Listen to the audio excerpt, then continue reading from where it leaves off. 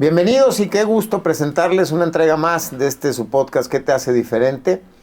Y el día de hoy vamos a tener una charla muy importante en el sentido sobre todo de comprender ciertos conceptos o a lo mejor algunas cositas que creemos saber, pero realmente es que las tenemos más rebuscadas que cualquier otra cosa. Fuera del aire comentábamos el excelente invitado que tenemos el día de hoy, el cual ahorita les voy a dar entrada. Comentábamos que hoy en día sabemos de todo, pero al final del día no sabemos de nada, y esto es por la sobreexposición de contenido en las redes sociales. Pero hoy vamos a tratar de hacerte sí saber algo acerca, sobre todo del tema relacionado con la sexualidad, espiritual y represión. Y para eso tenemos el gusto de presentarles al doctor Gilberto Martínez. ¿Qué tal, doctor? ¿Cómo estás? ¿Qué tal, Ricardo? Pues muy contento y muy agradecido por la invitación a tu programa. Hombre, hasta que se me hizo tenerte aquí sentado en nuestro podcast, porque diario te veo en las otras producciones que hacemos, en otros productos, y la verdad es que te desenvuelves muy bien, y pues ya lo habíamos platicado acá en el área de producción de cuándo, en qué te hace diferente, y hasta hoy nos diste ahora sí que la venia de estar acá. Así es, igualmente para mí, un gusto que me hayas invitado a tu programa, porque sin duda los contenidos se abordan de manera diferente, ¿no? Sí, aquí vamos a tener una charla relajada, que la gente lo disfrute, que la gente se lleve ahora sí un poco más de conocimiento, porque te digo, lo platicábamos fuera al aire, Doc. De verdad es que sabemos de mucho, pero no sabemos nada, decías tú, sabemos así de un todo, sí, ¿cómo ¿no? Sí. Sabemos muy poco de un todo por la sobreexposición a contenido que tenemos, pero bueno, vamos a tratar de sí profundizar algunos temas desde tu expertise, el cual me es bueno comentarles, doctor médico en terapia familiar sistemática, especialista en desarrollo ontológico, en sexualidad, posgrado en temas de pareja, posgrado en historia de la sexualidad en Occidente, así también como docente del Centro Universitario de Ciencias Sociales y Humanidades, mejor llamado como el CUSH, de la Red Universidad de Guadalajara, docente en la Universidad de Guadalajara por más de 35 años, profesor en ITESO, TEC y, TEC de Monterrey, UNIVA, profesor en varios colegios médicos también, y más de 30 años de experiencia también compartiendo contenido en algunos programas, incluso en Estados Unidos, ¿cierto? Telemundo y todo este asunto, programas de radio, en fin, un amplio palmarés que tienes en este tema de la comunicación. Y seguramente mucha gente te ha visto, programas de televisión por todos lados, radio por todos lados. Eres un rockstar, Doc Gil. Un rockstar. Gracias, Ricardo. La verdad es de que, siempre me ha gustado la academia, el estudio. Y como diría un gran filósofo, Michel Foucault, el conocimiento te da poder y el poder te da conocimiento. Y pudieras decir, ¿te da conocimiento de qué? El conocimiento te da poder para narrar, para hacer tu propia narración. Entonces es muy importante no solamente tener conocimiento, sino cuestionar el conocimiento, ¿no? Lo que viene siendo una visión epistemológica, que es cómo es que sabes lo que sabes, cómo aprendiste a aprender. Y entonces yo hace muchos años encontré una gran beta que a mí me apasionó sobre no solamente obtener conocimiento y replicarlo, sino hacer una investigación más profunda, una retrocognición, una reflexión, decir, ¿quién lo dijo? ¿A quién lo dijo? ¿Y en qué momento lo dijo? Porque si el texto lo sacas de su contexto, te sirve como pretexto. Y en materia del tema del día de hoy, sexo, espiritualidad y represión, tenemos muchos textos que están fuera de contexto. Que eso es uno de los principales puntos y focos de la comunicación. Es uno de los principales puntos para aprender a comunicarnos, ¿no? No sacar de contexto el texto. Así es. Por eso esta clase tan legendaria desde la primaria y secundaria, emisor, receptor, mensaje, en fin, se vuelve tan fundamental e importante al momento de las relaciones interpersonales, porque precisamente nos damos cuenta que no sabemos o escuchar, hablar o comunicar el mensaje. Así es.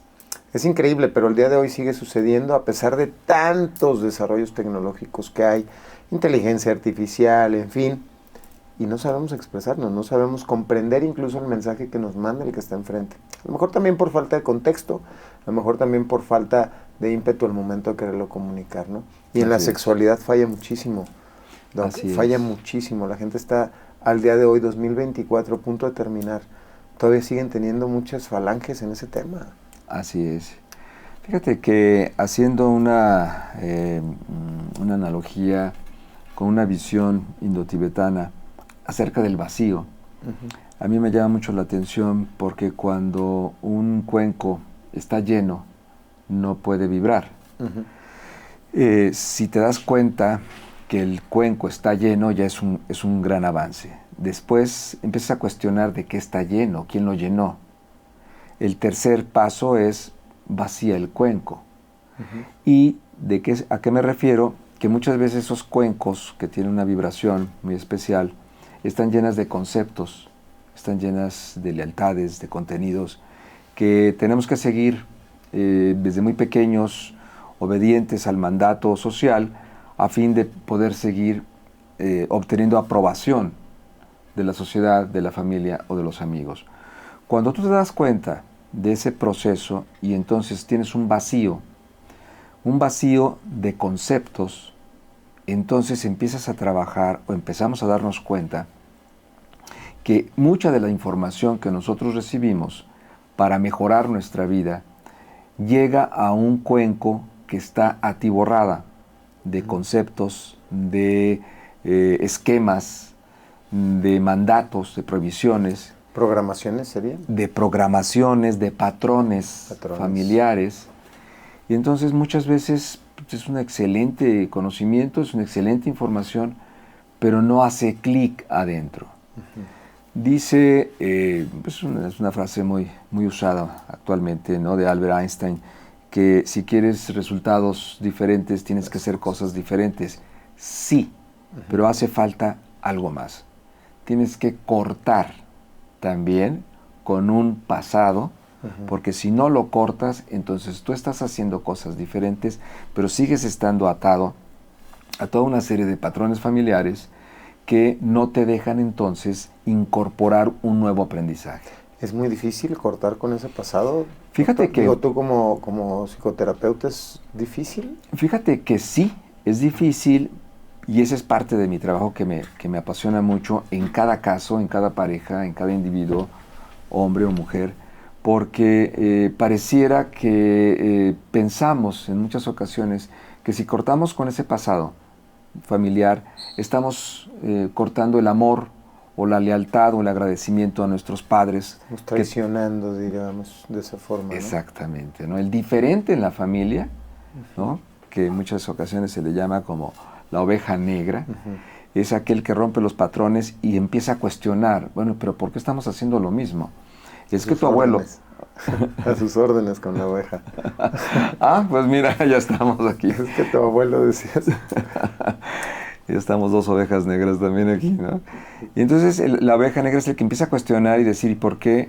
Y el sistema familiar se resiste al cambio porque a través del tiempo se le ha dado una identidad. Entonces, nuestro medio social, a través de la historia, considera que esa identidad tiene que darse a través de la repetición de los patrones, de las conductas, de los mitos. Los mitos es una cosa maravillosa, que podemos entrarle ahí, porque la función del mito precisamente es conservar una integración, una identidad, y que muchas veces... Es como un controlador, ¿no? Sí, el mito. Y que muchas veces es necesario deformar la realidad a tal grado de que siga habiendo la cohesión entre los miembros familiares. Lo que muchas veces sucede es que esa cohesión puede estar dada también en elementos que no generen una individualidad y una salud mental y personal, porque todos tienen que pensar igual. Y el que piensa diferente, entonces es visto como traidor, como ¿cómo es posible? Pero si nadie en la casa preguntó eso, ¿por qué tú estás cuestionándole a tu abuelo ¿no? ¿Por qué los hombres no se tienen que meter a la cocina? Le estás faltando al respeto. Entonces hay un miedo de los sistemas familiares, que no son todos, pero en cierto grado, hay un miedo de que se rompa entonces esa hegemonía Sí. del abuelo, del padre, y que el niño o la niña que empieza a cuestionar es el que está pensando por sí mismo. Y está invitando a todos a decir, oigan, pues yo no me estoy preguntando, ¿no? Y luego, ¿no te pasa, doctor, que que colabora también la televisión con estas novelas, con estas series, donde reafirman incluso estos pues patrones, ¿no? Y que pareciera son correctos, y entonces ahí mismo te están adoctrinando el hecho de continuarlo. Y tanto para aquel que te lo enseñó como papá o mamá, como para aquel que lo está aprendiendo, resulta como una doble enseñanza. Sí, ¿cómo Pero no? entonces me resulta algo, Doc, a ver si me puedes ayudar a contestarme esta pregunta. Yo ahí lo vería ya como la fase 2, es decir, yo ya tengo hijos, ¿no? Ujú. ¿Sería correcto, desde tu expertise, previo a que un matrimonio se consumara, estás en la etapa de novios, en fin, que los novios tomaran terapia para poder romper previamente con todo esto y poder ahora sí engarzarse como entes individuales que piensan por sí y no por estos mitos y por estas programaciones, y entonces poder formar otra estirpe de humanidad? ¿Sería de esta madre correcta?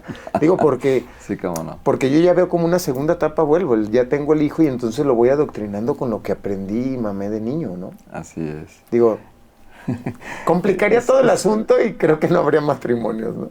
Pero quién sabe, no sé, tú dime.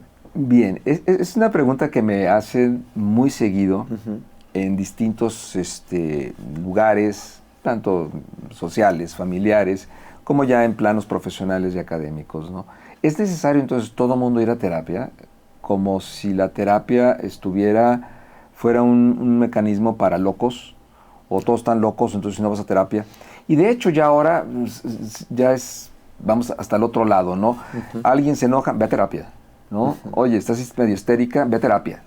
Entonces se convierte también en otro eslogan más del Facebook, de ve a terapia porque vas a terapia y te vas a liberar de todo. Y muchas veces la terapia actualmente vemos que lo que lleva son grandes matices conductuales.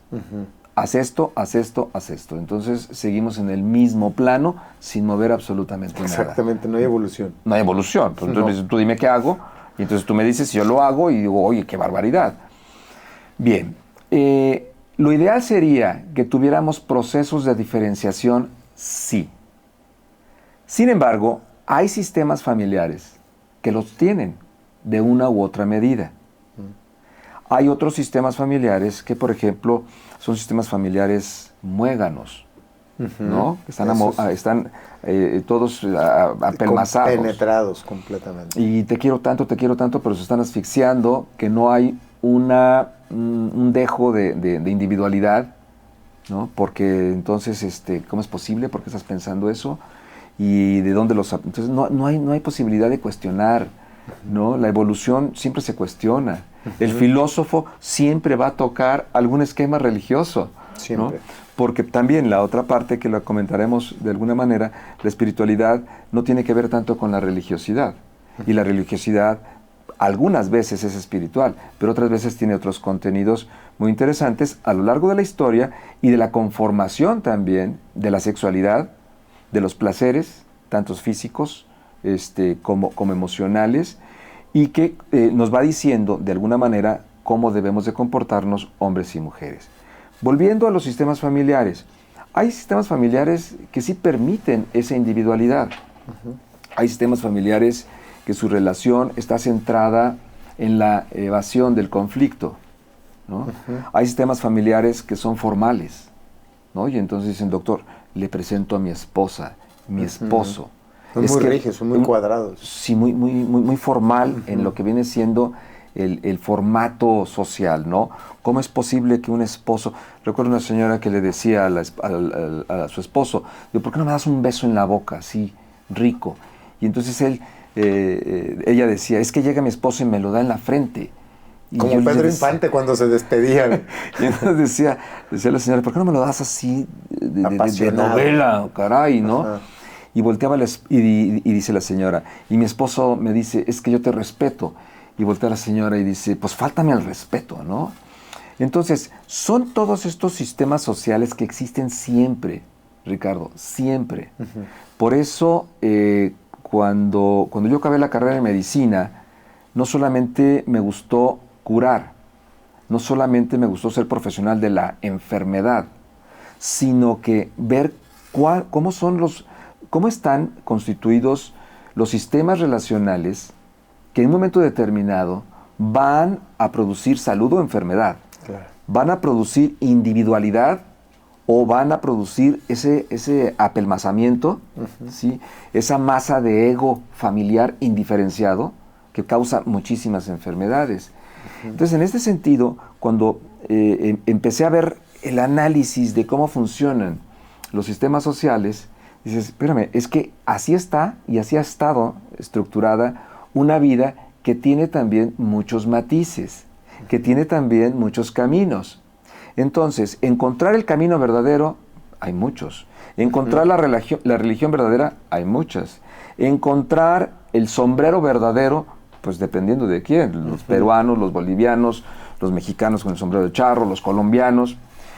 Es como esa necesidad imperiosa de ser nada más una forma de vivir, una sola forma de creer, una sola forma de ser hombre, de ser mujer, una sola forma de vivir el sexo, ¿sí? Y todo lo demás entonces cae fuera de lo permitido. Y entonces ahí entramos en la historia de la espiritualidad, que tiene que ver con la historia de las religiones en nuestro medio, y que todas nuestras tradiciones judeocristianas, ¿sí? En un principio no eran tan sexofóbicas, no eran tan misóginas. No, porque incluso en algunas películas de referencia que hay o series lo expresan así tal cual. No era tan misógino ni tan represivo. Pero no sé, fue a raíz, yo creo que de los años 1950 que empezaron a hacer eso, o antes.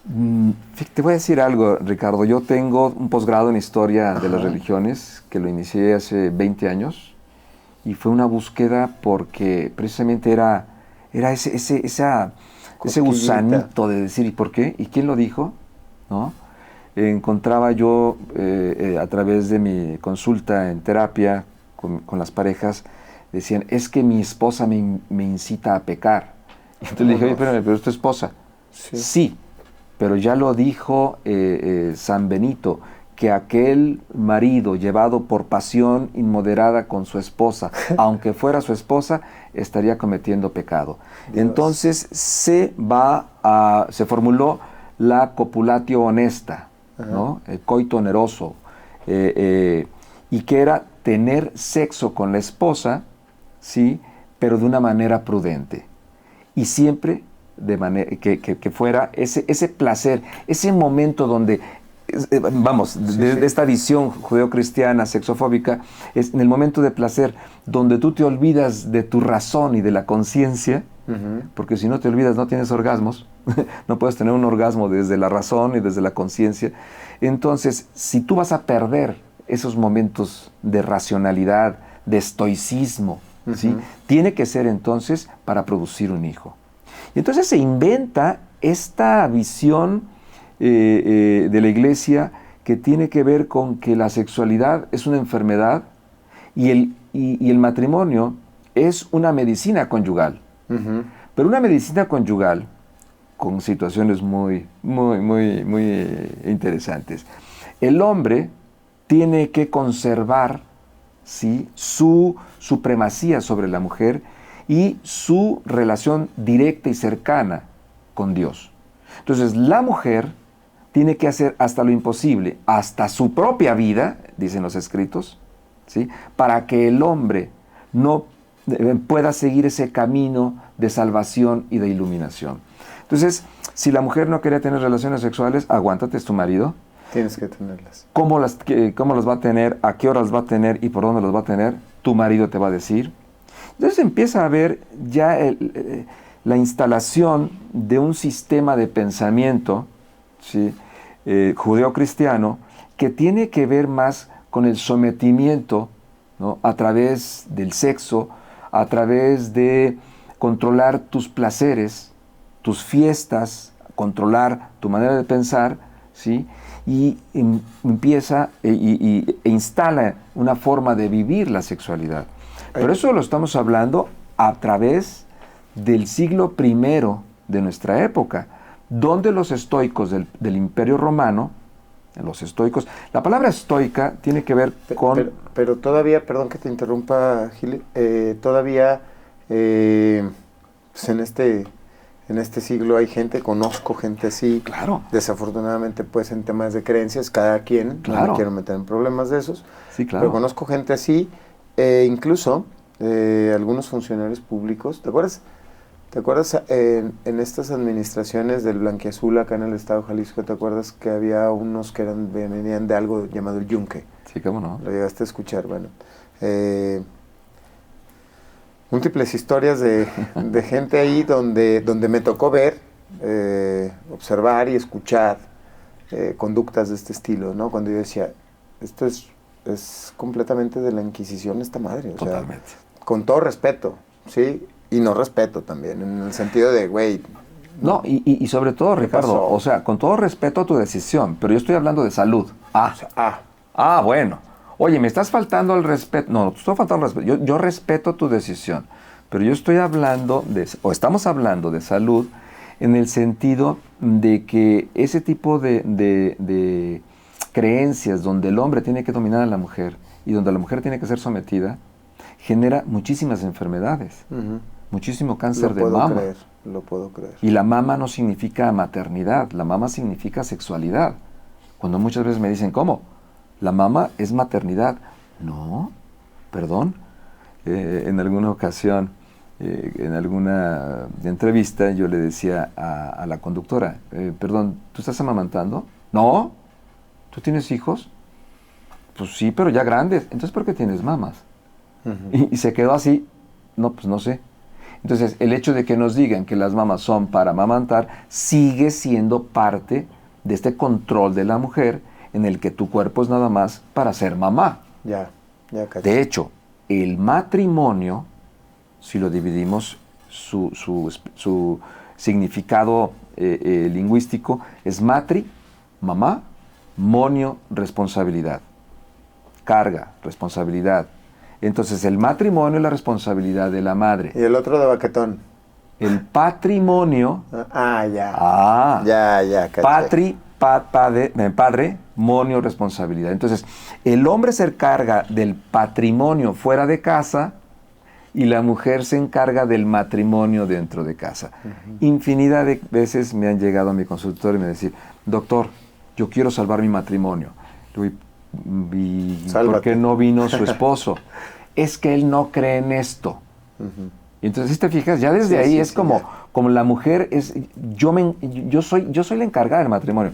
Y entonces vemos a través de las generaciones, que es muy bonito, es muy interesante con estos programas, Ricardo, el hecho de ofrecer al público en general, al público pensante, que ya somos cada vez más en Guadalajara y en todo el mundo, decir cómo puedes romper también esa línea de pensamiento que no se te permitía cuestionar porque creías que ibas a estar desagradecido con tus padres. O que ibas a ser señalado. O que ibas a ser recriminado, ¿no? Por eso.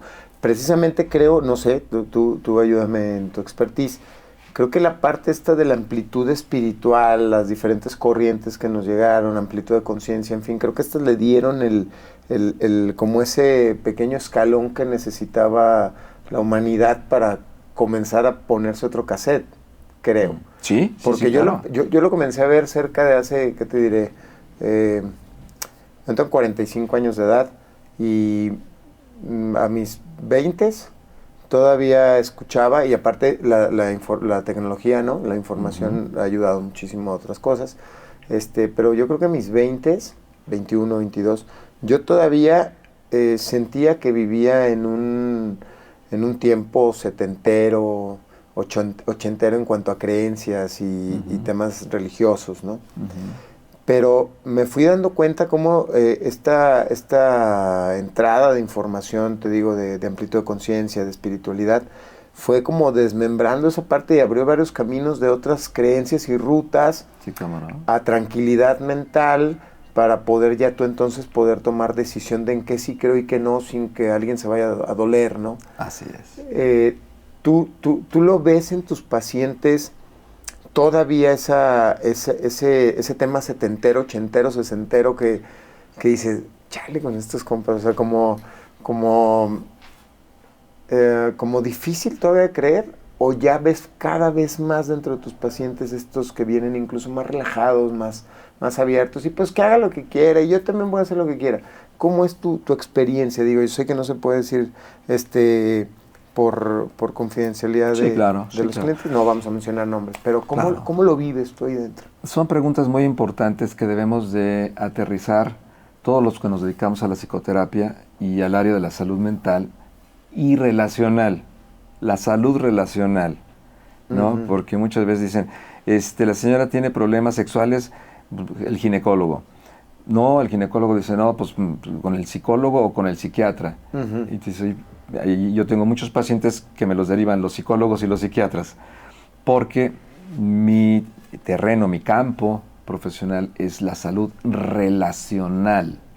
¿Qué me pasa a mí contigo?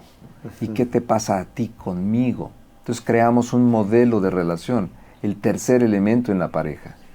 Que antiguamente no era así, antiguamente era, es que ¿por qué no me entiendes? ¿No? Dicen señores, es que mi esposa no me entiende. Tienes la obligación de comprenderme. Tienes la obligación de entenderme. Sí, de hecho, sí. Y con ganas de decir, señor, perdón, pero su esposa no es su mamá, es su esposa. Pero entonces si no hay un concepto distinto para vivir la pareja, entonces las diferencias son los que nos van a hacer pelear. En la atracción erótica, afectiva y amorosa, la diferencia es fundamental, porque si yo entonces pienso, ¿por qué no me casé con mi amiguita de primaria, que éramos super cuais? Pues es que éramos tan iguales que llegamos a ser grandes cuates. ¿Por qué me casé? ¿Por qué hice clic? ¿Por qué tuve una vinculación con determinada pareja? Porque somos diferentes. Entonces, ahora, en esta visión de ver el modelo de relación de pareja, que es muy importante que todos los terapeutas que nos dedicamos a esto, tenerlo presente, porque si no, entonces es, a ver, tú, hombre, sé prudente y aguántale porque la mujer tarda más en excitarse. No, bueno. Y desde tarda más en excitarse, tú dices, espérate, la mujer no tarda más en excitarse. ¿Cómo? A ver, entonces, ¿cómo le decimos? Pues usen más palabras. La mujer tiene un proceso de excitación de mucha mayor calidad. Tú pones el agua en la estufa 10 segundos, por favor, el café te va a saber horrible. Pones el agua en la estufa 5 minutos y el agua está caliente, apagas el fuego, ¿sí? Y el agua sigue. Esa es la energía femenina. Sí, te creo. Que tiene una excitación de mucha mayor calidad, que tiene una excitación y una fuerza multiorgásmica, que no necesita de una condición biológica. El hombre sí necesita, tiene que tener una erección, tiene que tener los cuerpos cavernosos, irrigados con sangre, tiene que ir más allá del miedo, de que, híjole, si se me va a erectar, si se me va a parar o no, si se me va a caer, si voy a eyacular. Es toda una serie de miedos tremendos. Entonces, cuando vemos muchas veces parejas que el hombre está con su pareja, pero está con sus miedos. Dice la señora o la mujer, dice, es que parece que él está con él mismo. Pensando en otra cosa. Pensando en otra cosa y pensando en Mickey Mouse, porque así le dijeron para que no se viniera tan rápido, ¿no? Exacto. Entonces esa gran fuerza que tiene que ver con la energía femenina, dentro de lo que viene siendo la visión judeocristiana, que mucho tiene que ver con lo romano, ¿sí? Le tenían pavor al poder de la mujer. Entonces, todo lo que vienen siendo todas estas visiones de San Agustín, de San Jerónimo, San Benito, en fin, San Pablo, que decía, a San Pablo creo que no le caían muy bien las mujeres. Un precursor del machismo, ¿no? Sí, decía que la mujer se mantenga callada y atenta a lo que dice el marido. Sí, sí. Entonces, todo eso proviene de una línea que tiene que ver con lo hebraico, ¿me entiendes? Entonces, se le tiene tanto miedo a la mujer que la supremacía del hombre era constante y la mujer nada más tenía que tener relaciones con su esposo, el esposo tenía que decir cuándo, a qué horas y en dónde, e inclusive si el esposo ya no la quería, con el simple hecho de decir 3 veces, ya no eres mi esposa, ya no eres mi esposa, ya no eres mi esposa, quedaba concluido. Disuelto el matrimonio. El matrimonio. Sí. Entonces vemos que es una situación desde esa visión, pero que tiene que ver mucho más con la construcción romana. Mira, si hubiéramos sido griegos, Ricardo, te aseguro que no estaríamos con tanto problema en el cuerpo, no estaríamos con tanto problema en el tamaño del pene. Todas las estatuas que veamos que tienen penes grandes son romanas. O estatuas que tienen el pene en la estatua, que lo rompieron, o que tienen una hojita de maple ahí, es romano. Es muy sexofóbico. Las estatuas que tienen, por ejemplo, el Miguel Ángel, que tiene una belleza masculina impresionante, con un pene chiquito y un prepucio largo, es griego. Porque el griego decía, espérame tantito, la belleza y el poder y la sabiduría del hombre no está en el pene. Es más, los que tienen el pene grande son unos sátiros, dice, porque no piensan con la cabeza de arriba, piensan con la cabeza de abajo. Se les va toda la sangre para abajo. Se les va. Entonces, todo eso es romano, ¿no? Sí. Nuestra constitución es romana. Sí. La iglesia es católica, apostólica, romana. Entonces, discutir dentro de la iglesia sus propios conceptos no tiene caso. Es decir, a ver, espérame, eso es lo romano. Pero ¿qué hubiera pasado si hubiéramos nacido, no sé, en Grecia, si hubiéramos nacido en África, si hubiéramos nacido en Japón? Entonces, nuestras creencias, más allá de ser verdaderas, son un accidente geográfico. De hecho. La pregunta es, ¿por qué nos peleamos? ¿Por qué estamos entonces en ese constante, mi Dios es mejor que el tuyo? Y entonces, por ejemplo, muy frecuentemente, no, es que Dios te va a castigar. Bueno, pues deja que Dios me castigue, pero no me castigues tú. Es que y hay un problema tremendo. No sé si te das cuenta también, doctor, que somos muy manipulables. Sí, en ocasiones el hombre, con este afán de no sentirse tonto, débil, genera demasiada inseguridad. Y entonces le hace caso al amigo que incluso ponle que presente los mismos problemas, pero él lo habla desde un sentido emocional muy elevado y dice, le voy a hacer caso a este güey. Y lo único que le está entrenando son pues falsedades y cuestiones erróneas que lo van a llevar medianamente a un fracaso. Y del lado de las mujeres, a veces con este sentido, me ha tocado observarlo así, no soy un experto en psicoterapia, pero me ha tocado observarlo así, que hacen mucho caso a muchas de las mujeres, claro, amigas de ellas, y ejecutan acciones con tal de que en la vida no les digan que son unas tontas. ¿Sí me explico? Sí. Y entonces digo, ¿y en qué momento llega el individualismo? Exactamente. ¿Sí? ¿En qué momento está tu raciocinio y decir, güey, soy diferente? Exacto. ¿Sí? Y ni me debo ni a Juan, ni me debo ni a Pedro, ni tampoco tengo por qué creerle a María, sino simplemente soy un individuo. Y como individuo no tienes ni el derecho de creérmelas todas, pero tampoco tienes el derecho de recriminármelas todas. ¿Por qué? Porque si no te agredo o no te afecto de otra manera, pues que se pudiera decir fuerte, que te puedas meter hasta en temas legales, digo, no hay razón como para ser juiciado, ¿no? Así es. Y me pasa a mí mucho, Doc, y hoy te lo externo como estratega en comunicación digital, y mis productores te lo pueden decir, cuando estamos haciendo un manejo de marca personal, externan esos patrones de niños, y que la vida los ha llevado, los externan a cuadro. Tienen un miedo tremendo a salir a cuadro, doctor. Tremendo. Los ves por fuera fuertes, decididos, bien hechos, exitosos, pero salir a cuadro es un problema. Y yo siempre les digo, ya sé qué estás pensando. ¿Qué? En lo que están pensando de ti cuando vayan a ver esto. O sea, te estás anticipando, cual mago, cual visionario, a que la gente te va a criticar. Así es. Yo digo, ¿cuántas veces sales a vender en un día? Así es. Todas estas veces. ¿Cuántas veces te enfrentas con un cliente? Todas estas veces.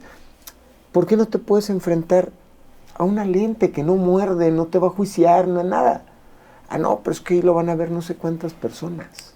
¿Y sabes qué pasa? Es un ejemplo muy bueno, muy padre que lo pones, Ricardo, porque cuando yo platico esto con mis pacientes o con mis alumnos y les hago una pregunta, me dicen, no, es que, por ejemplo, en la cámara, vamos a ver tu ejemplo, es que tengo miedo porque ¿qué van a pensar? A ver, pero ahí está la cámara. ¿De dónde sacas tú esa? De mí. Ajá, a ver, vamos a ver dónde se insertó esa idea en ti. Y a la cuarta, quinta pregunta sale, es que mi papá me dijo que hiciera las cosas bien. Es que mi mamá me dice que lo correcto y que debo de hacer lo correcto.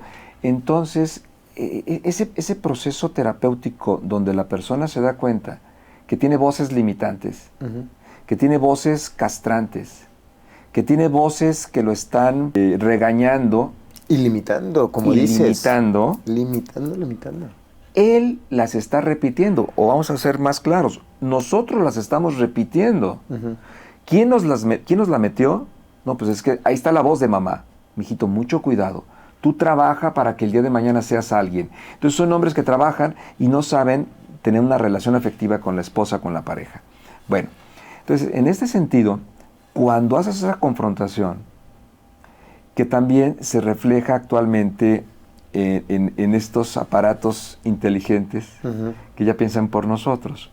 Tú, un chavo de ahora, porque ahora ya hay exennials, millennials, de todo. Tú le hablas por teléfono y es intrusivo. ¿Por qué me estás hablando? Es que te voy a contestar, ¿no? Entonces tienes que hacer mensajito y a través del mensajito... Para advertirle que le vas a marcar también. Sí. ¿No te ha pasado que te dicen...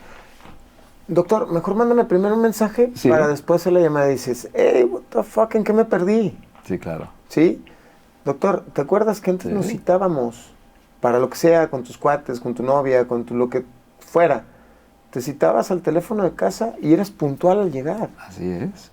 Y no había ya casi llegas, te mando la ubicación. Oye, no había eso. Y si tu hermana estaba platicando con el novio, le decías, me toca... Oye, te hablé 25 veces, pues es que estaba mi hermana, o sabes qué, el teléfono, o es que mi mamá estaba platicando.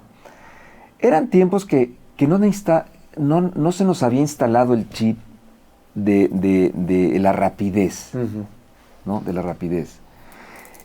Ahora trabajo yo mucho con mis pacientes, tanto en el área de la vinculación amorosa, de la vinculación sexual, de estos asuntos que tienen que ver con relaciones paralelas al matrimonio, porque dicen, es que fue una relación extramatrimonial. Pues no fue extramatrimonial, porque todavía estaban casados.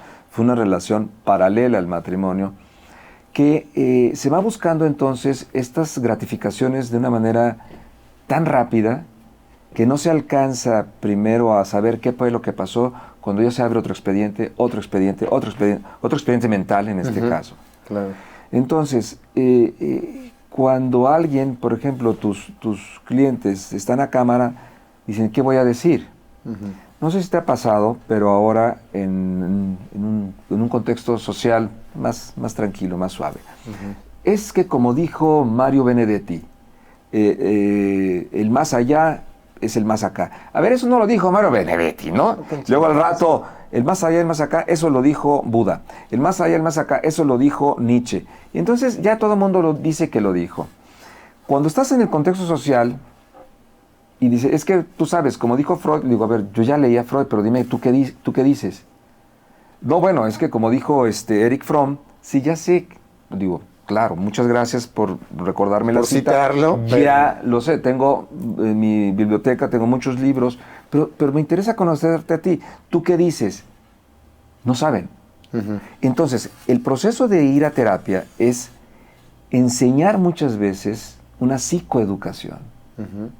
¿sí? Una psicoeducación donde la persona vaya aprendiendo a tener confianza en lo que dice y no solamente estar buscando en el error o estar buscando que el otro lo va a criticar, porque esas huellas de crítica, de castigo, de amenaza, de señalamiento, vienen de casa, Ricardo. Vienen de casa. Entonces, hay sistemas familiares que no fueron así y entonces tenemos extraordinarios personas que son individuales, que son autónomos, que son hechos para adelante, que regresan a visitar a casa de sus papás, que las sobremesas de las pláticas, de las comidas, son con argumentos, no es te voy a dominar a ti o te voy a señalar a ti para yo sentirme bien, porque entonces estamos hablando de una pésima inteligencia emocional. No hay inteligencia emocional, hay emociones desbordadas, que entonces mi autoestima está tan chiquita que mi ego tiene que ser tan grande y entonces si tú osas preguntarme sobre lo que yo pienso, pues me estás atacando. Digo, yo no te estoy atacando, nada más estoy preguntando de dónde dices lo que dices. Entonces, cuando sucede esto, vemos seres humanos, hombres y mujeres, sistemas familiares, sistemas de pareja, muy frágiles. Y esas son las condiciones actuales que tienen que ver con los grandes objetivos y logros de la psicoterapia. Ya. No solamente decirle a la persona, tienes que hacer esto, porque son coach. Y los coach emocionales sirven para ciertas circunstancias, pero no para todo. Y muchas veces ahora los sexólogos nuevos lo que hacen es, a ver, no tienes deseo sexual, yo te voy a enseñar a tener deseo sexual. Entonces te vas a comprar este juguetito y este gallito sin alas y el otro y bla, bla, bla, y el de toques y el eléctrico y el de con pilas. Sí. Cuando a mí me llegan muchas veces pacientes que me dicen, doctor, es que yo ya fui con 4 o 5 sexólogos, sexólogas, y me dijeron que, bueno, que tenía que voltearme, ¿no?, del chivito en precipicio, aventarme del ropero. Muy bien. Oye, hay algunas posiciones del Kama Sutra que son malísimas. Pero sí, malísimas. Sí. Esa nomás se le ocurrió a ese güey, creo que ni él las hizo. Andaba de idiático, pero bueno. Y entonces cuando yo le digo, oye, ¿y por qué crees tú? Vamos, que para esto primero hay que hacer un diagnóstico de la disfunción sexual. Claro. Si no tienes deseo, si no tienes ganas, si el deseo lo tienes pero lo pierdes, si ya tienes el deseo pero luego pierdes la erección, y luego... O si tienen un tema médico también. Por eso. Yo conocí a algunos amigos que tenían varicocele. Y sí. pues es un tema en las venitas que... Si hay pérdida de la erección, a ver, se está haciendo fuga venosa, hay un varicocele o hay un gran temor al hombre a fallar, que es la angustia del desempeño. Sí. Híjole, pero si ella va a pensar que yo no, ¿cómo no? Pero es que es mi oportunidad y yo tengo que demostrarle que soy macho. El pene dice, yo no soy para demostrarle a ella que tú eres hombre. Hombre. El pene, yo soy pene, punto. Tus broncas allá arriba, arréglalas. Entonces, tiene vida propia. Tiene vida propia. Y es democrático. Sí, es democrático. A todos lados. Algunas veces se duerme en su lugar de trabajo. Y entonces, pero hay veces que lo ponen a trabajar horas extras. Sí. Entonces, aquí en esta parte es ver dónde está la disfunción sexual. Y entonces atender ese caso específico. Y cuando yo pregunto desde cuándo, encuentro algo que ahorita es uno de los puntos centrales en mi práctica psicoterapéutica. Duelos no resueltos. Doctor, es que hace 2 años se murió mi mamá. ¿Cómo va con una sexóloga o con un sexólogo a que el cuerpo se excite y que el cuerpo lubrique y que el cuerpo... Cuando esa persona está en un duelo que no ha podido procesar porque le dijeron, y ahí viene otra creencia que tiene que ver con la espiritualidad. Otro mito. Otro mito. Si tú lloras a tu mamá, ella no va a descansar. O pídele a tu mamá para que ella te cuide. Perdón, Ricardo, mi mamá ya se murió, ya nos cuidó, ya. Ya bájale, ya ¿no? Regresó. Ya, dices, ahora ya es santa, ¿no? Mira, gracias a mi mamá pude conseguir trabajo. Entonces, es un sistema de creencias, sí, que hay que analizarlo desde mi punto de vista para ver qué es lo que sucede en determinados momentos que las personas buscan soluciona sus problemas, pero dada esas creencias, no lo pueden encontrar. Y entonces están buscando más ansiedad, una situación de una respuesta neurótica, ansiosa, ¿sí? Y entonces es que ya hice esto, ya hice el otro, y la vida, entonces tú estás mal. Entonces mucho hay que trabajar en psicoterapia con que las personas aprendan a estar, no a hacer. Bien. Porque todo el mundo dice, ¿qué hago? ¿Qué hago? ¿Qué hago? Nada. Bueno, muy bien, doctor, pero entonces, ¿ahora qué hago? Y a la hora que yo me quedo callado y los veo en sesión, 2, 3, 4 minutos, dices, esto, ¿viste que no te pasó nada? Nada. Quédate y dice, quieto. Caray, es que nunca lo había hecho. Es que, digo, no podemos estar 30 segundos en el semáforo, Ricardo, Sí. porque la persona está con el celular viendo ahí, dándole paginazos a la pantalla. Entonces, todo eso va conllevando, en cada caso en la psicoterapia, situaciones que abordan específicamente ese caso. Esa persona con su historia, esa pareja con la historia de él, con la historia de ella y con la historia de los dos. ¿De dónde vienen? Vienen de matrimonios previos. ¿Cómo se conocieron? Es que nos casamos cuando mi papá se murió, al mes nos casamos. Ah, caray. Es que tuvimos un aborto y luego tuvimos un niño que nació muerto, y entonces mi suegra dice la señora, no vi a mi hijo. Digo, ¿por qué no lo viste? Porque mi suegra dijo, no se lo enseñen para que ya no sufra. Y entonces son, en ese caso específico, duelos que yo tengo que volver nuevamente a retomar de 18, 20, 22 años, Ricardo. Entonces, tanto así como para decir, ve a terapia y todo se soluciona, no. Hay que ver la vida, hay que ver cómo las personas han tenido narraciones de lo que es la vida, para ver si están viviendo, si están sobreviviendo, o si están obedeciendo a una vida que no les toca, porque esto va a ir muy relacionado también con los eventos de muerte. Cuando pasa la muerte es tan trágica, tan contundente, tan avasalladora, ¿sí?, como no aprovechaste la vida. Entonces vemos ahora en los funerales que las personas se desgarran y dicen, ¿por qué te moriste si nunca te dije lo mucho que te quería? Dices, bueno, ahí está la vida.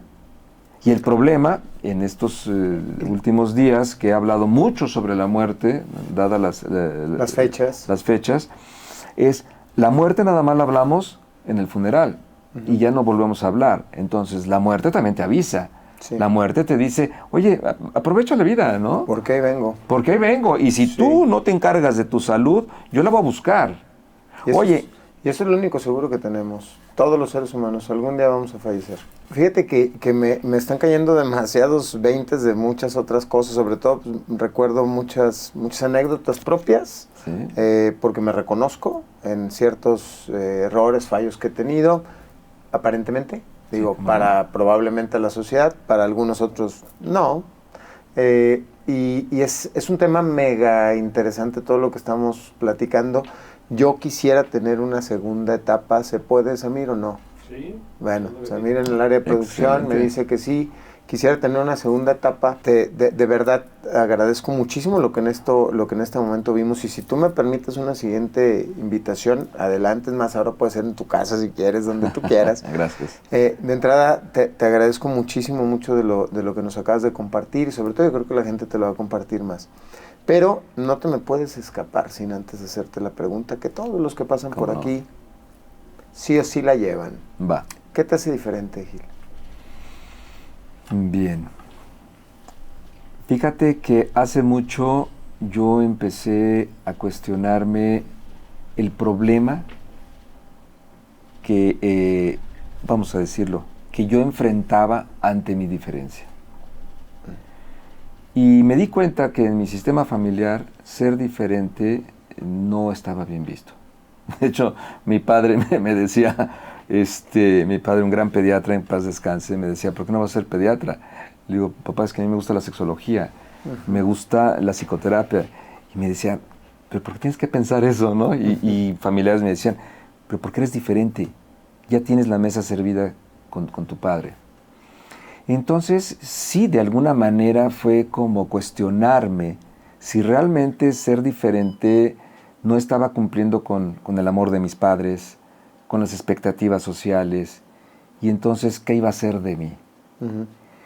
Afortunadamente en el camino, a lo largo de cuestionamientos, de tumbos, de levantadas académicas, emocionales, te vas encontrando también con maestros en el camino, que de repente cuando los oí hablar con una tranquilidad, yo dije, no inventes, pues es que eso yo lo pensaba desde chico, ¿no? Y él me está dando la libertad, me está dando la oportunidad de que yo acepte lo que yo estoy pensando. Porque si yo acepto lo que estoy pensando, no quiere decir que estoy en contra de mi papá, ni de mi mamá, ni de nadie más. Y entonces empecé un camino que me gustó, un camino que a lo largo de muchos años, cuando yo me acepto, me doy cuenta que puedo aceptar a las demás personas, que puedo aceptar las diferencias de las demás personas, pero sobre todo también puedo trabajar con las diferencias, porque quizás cada quien en esta vida estamos en una parte del camino, en una parte de la escalera de la evolución, y no todos estamos viendo la vida al mismo tiempo. Vivimos el mismo tiempo, pero no al mismo tiempo. Y yo creo que una de las cosas que me sigue siendo diferente, Ricardo, es que me cuestiono muy seguido, ¿sí? Y todo aquello que pienso no me la creo, sino que lo investigo, y a la hora que cometemos un error, no me castigo. Yo digo, no, bueno, pues es que si yo también pensaba que el Volkswagen le iba a ganar al Ferrari, no era el error, era desde donde yo estaba hablando. Y creo que nos hace falta mucho ser amigos de nosotros mismos. Y en ese momento, cuando eres amigo de ti mismo, no quiere decir que vas a hacer lo que quieras, sino que quiere decir que vas a tener entonces una libertad de pensar con absoluta responsabilidad. Y la responsabilidad, ¿sí? Ahí no hay de que voy con el Padre y me va a perdonar, y si no, para irme al cielo. La responsabilidad es tuya. Y tú sabes, en ese planteamiento ético, si lo que estás haciendo está hiriendo a los demás o no los está hiriendo. Y tú sabes, en ese camino, si te estás haciendo güey o estás haciendo algo productivo. Exactamente. Si te estás haciendo güey productivo. Pues muchas gracias por acompañarnos en una entrega más. Te agradezco. Gracias, el doctor Ricardo. Gilberto Martínez, que se encuentra aquí con nosotros. No te digo muchas gracias, sino hasta pronto. Gracias y nos vemos muy pronto. Muchas gracias. Gracias. Hasta luego. Hasta luego. Esto fue ¿Qué te hace diferente podcast? Gracias, nos vemos.